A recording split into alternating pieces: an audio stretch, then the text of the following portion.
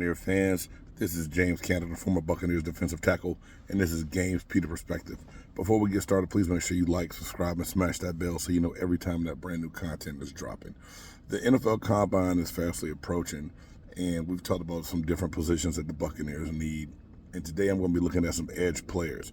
That 19th pick, if the Buccaneers decide to go edge in the first round, I believe these are some guys that could pan out in the first round, with that 19th pick being where it is. It's not super high up, not too far in the back, and there should be some guys of relevance. Now, we all know we wish Abdul Carter was going to be there, also the defensive end from Tennessee, but I believe both of those guys are going to be off the board for sure by the time we get to the pick at 19. And if the Buccaneers decide to bolster their pass rush, I believe that there are a few guys in this draft that can help out big time. One of the first ones, Mike Green from Marshall. He has a quick burst, and he has a great rush plan coming off the ball. He keeps offensive tackles guessing by the way he does this. Marshall is 6'3", 251 pounds, out of the University of Marshall. He's very smart. He has a relentless motor, which he doesn't stop. People who know me hear me talk about it. I love guys with motors that keep going, that don't stop, that all they know is one speed, and it helps them get to the ball. He has a good closing burst.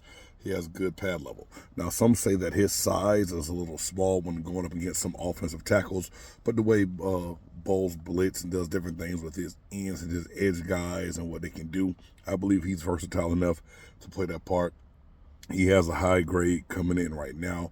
Let's see what he does at the Combine and his his pro day, and if that changes at all. But Mike Green out of Marshall is a good choice right there.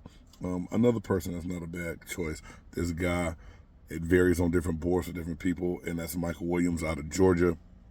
He has a violent burst, and he can create separation, which is good to get tackles back on their heels. He can play with his hand in the dirt, or he can play standing up. He's pretty versatile. Again, another guy with a high motor that's always around the ball, that gets things done. And I believe that he has a mid first round grade. It'll be a good pick. And I'm not usually one that'll try to convert a 4-3 guy over to a 3-4 guy, but some of these guys are athletic enough to where they can do both. They can play that true stand-up edge. They can put their hand down, move inside to a 4-eye, depending on what they need. And if you look at Mykel Williams out of Georgia, right now they have him listed at 6'5", 265. I know that may change after his numbers come out of the Combine, which you look at his size on what he did this year for Georgia. He is another good pick. This next guy out of Texas A&M, I like a lot. He started off at Purdue, then ended up at A&M, and that's Nick Scorton. He has a great toolbox when it comes. They say that he has a wide array of moves that he will use when it comes to his pass rush, and he's very athletic for being a very big guy. 285 pounds, so it stands about 6'4.5". And again, another guy, all the sports writers have him down as having a motor that just will not stop.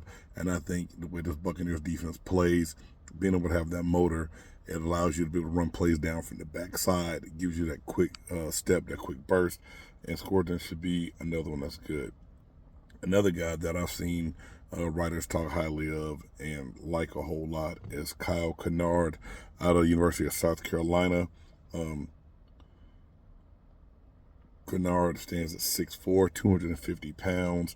He has a quick get-off that has offensive tackles on their heels as well. He's versatile. He has awareness to use his spin move at the right time. A person that I played with that was beyond good at setting up that spin move was Dwight Freeney. And whenever people draw that kind of comparison, it lets you know that they have a pretty good toolbox, because you can't just throw that spin out there without setting it up. It's something that Kennard does very well. I think another good pick. And then this next one, guys, might surprise you just a little bit, but another defensive end that I like a lot is JT Tuimoloau out of Ohio State, 6'5", 269 pounds. Fairly big, rangy. He has great power that he uses to set up his pass rush moves.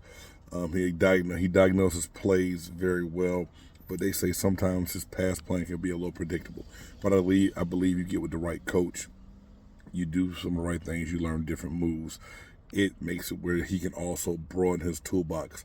Now, I didn't see as much stuff down on him about his motor, but just watching him play, what Ohio State did this year in the national championship game, and how their defense played. Their defense got better every single week, and this is one of the guys that made a very big impact on that defensive line at the edge position. And again, I think he transitions from that 4-3 or to that 3-4 the way that he can play because of his size and his versatility. People always say, James, you always talk edge or line, but I believe that this is a position of need. We got to increase our sack production. I believe these guys are capable of doing that. Yes, I know that we're unsure what might happen at the wide receiver position, so I am breaking that down very soon. I believe the secondary is a position of need. That's also coming here soon, but right now, I believe that these are 5 guys that if the Buccaneers stay at 19 and don't move back, or they don't trade up to go different, I believe that these guys could all come in, be of decent value, and help the Buccaneers out a lot. Hey, let me know what you guys think below. Who would you like to see the Buccaneers get if they were to go after an edge? Is it someone different? Do you think this is a position that could be addressed later on in the 3rd round, maybe? Get something else of value, maybe go cornerback in the 1st round. I don't know, but I believe because we got Barton last year, we don't go offensive line again, although we have a couple holes there we may need to fill with some contracts coming up. Anyway, again, this is former Buccaneers defensive tackle James Cannida, and this is Games Pewter Perspective. Make sure you tune in. Thanks for watching.